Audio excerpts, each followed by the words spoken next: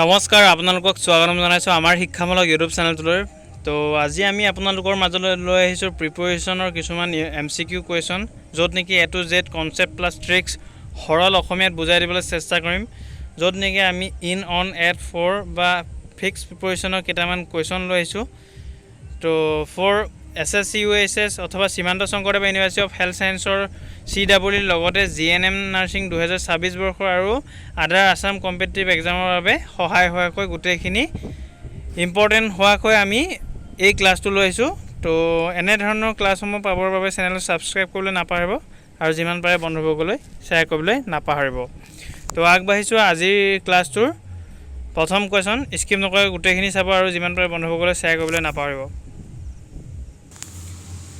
তো প্ৰথম কুৱেশ্যনটো দিয়া আছে, গোটেইখিনি প্ৰেক্টিছ ছেট হয়, যিহেতু প্ৰিপেৰেশ্যনৰ কেৱল লৈ আহিছোঁ আজিৰ ছিৰিজটোত।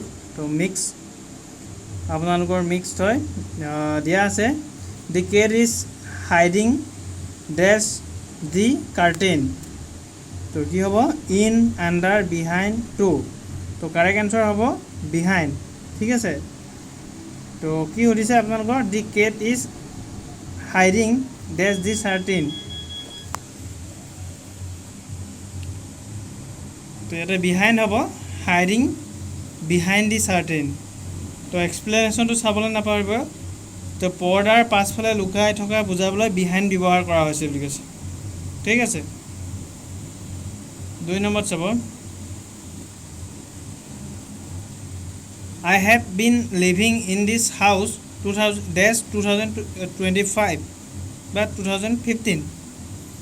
তো I have been living in this house, living in the house since 2015। Option B হ'ব কাৰেক্ট এনচাৰ। তো এক্সপ্লেনেশ্যনটো চাব, যেতিয়া কাম এটা আৰম্ভ হোৱাৰ এটা নিৰ্দিষ্ট সময় পইণ্ট অফ টাইম দিয়া থাকে তেতিয়া চিন্স বহে বুলি কৈছে। ঠিক আছে। নেক্সট 3 নম্বৰ কুৱেশ্যন দি আছে, please distribute this chocolates dash the children. তো please distribute this chocolates dash the children. কি হ'ব? Between, among, with, by. তো ইয়াৰে কাৰেক্ট এনচাৰ হ'ব আপোনালোকৰ অপশ্যন নম্বৰ বি, এমং। ঠিক আছে। তো এক্সপ্লেনেশ্যনটো চাব, যেতিয়া বহুতৰ মাজত কিবা ভগাই দিয়াৰ কথা কোৱা হয় তেতিয়া এমং ব্যৱহাৰ হয়। দুজন হ'লে বিটুইন হ'লহেঁতেন বুলি কৈছে। তো ইয়াতে দুজন হোৱা নাই, গোটেই ল'ৰাখিনিৰ মাজত বিলাই দিবলৈ কৈছে, যিহেতু চকলেটখিনি ডিষ্ট্ৰিবিউট কৰিব দিছে, সেই গতিকে এমং হয়। যদি দুজন হোৱা হ'লে বিটুইন হ'লহেঁতেন। নেক্সট 4 নম্বৰত চাব, 4 নম্বৰত দিয়া আছে, he is fond dash music. He is fond of dash music. তো ফণ্ড অফ হ'ব। ঠিক আছে। He is fond of music.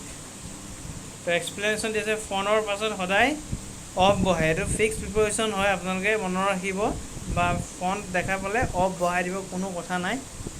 তো ফিক্সড হয়, ইয়াতে চেঞ্জ নহয়। ইয়াৰ অৰ্থ হ'ল প্ৰিয় বা ভাল পোৱা। 5 নম্বৰত দিয়া আছে চাব, the plane flew dash the clouds. Over, on, in, at. তো প্ৰথমে শুদ্ধ এনচাৰ দিব চেষ্টা কৰক। The plane flew dash the clouds. কি হ'ব? তো ইয়াৰে কাৰেক্ট এনচাৰ হ'ব আপোনালোকৰ over. The plane flew over the clouds. তো কোনো বস্তু স্পৰ্শ নকৰাকৈ ওপৰেৰে পাৰ হৈ যোৱা বুজাবলৈ অভাৰ ব্যৱহাৰ কৰা হয় বুলি কৈছে।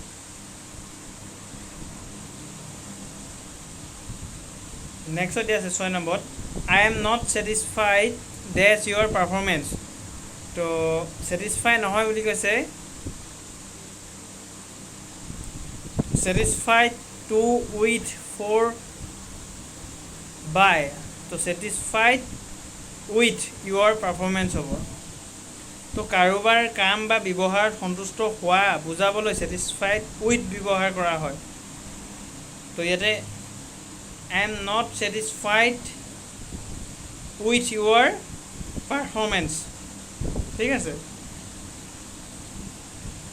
7 নম্বৰ দি আছে, he will meet me dash Monday. তো 12ৰ আগত মনত ৰাখিব, ফিক্স প্ৰিপেৰেশ্যন হয় এইটো।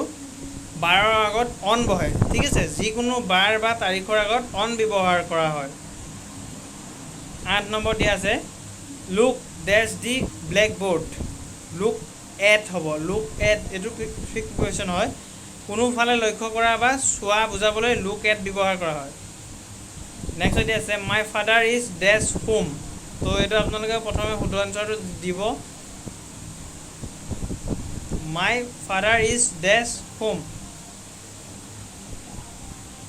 তো এট হ'ব my father is at home তো ঘৰ অফিচ বা কোনো নিৰ্দিষ্ট সৰু স্থান বুজাবলৈ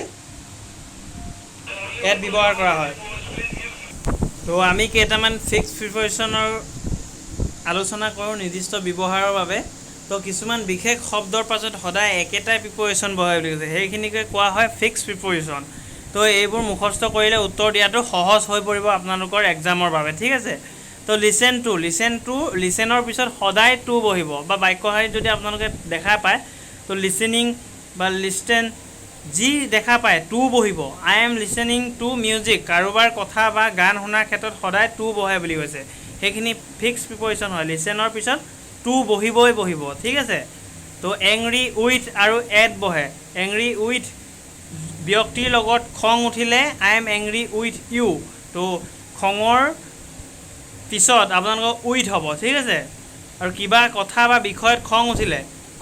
বিষয়ত খং উঠিলে এট হ'ব he is angry at your behaviour তেওঁৰ ব্যৱহাৰত বা বিহেভিয়াৰত তেওঁ খং উঠিছে সেইটো ক্ষেত্ৰত হ'ব এট এংৰি এট ঠিক আছে বাক্য আমি উদাহৰণ এক্সাম্পল হিচাপে দি দিছোঁ চাই ল'ব বিলংগিং টু বিলংগিঙৰ পিছত সদায় বিলঙৰ পিছত টু বহিব this pen belongs to me this books belongs to me এনেধৰণে লিখে আপোনালোকে নিশ্চয়কৈ কাৰোবাৰ অধীনত থকা বুজাবলৈ টু ব্যৱহাৰ কৰা হয়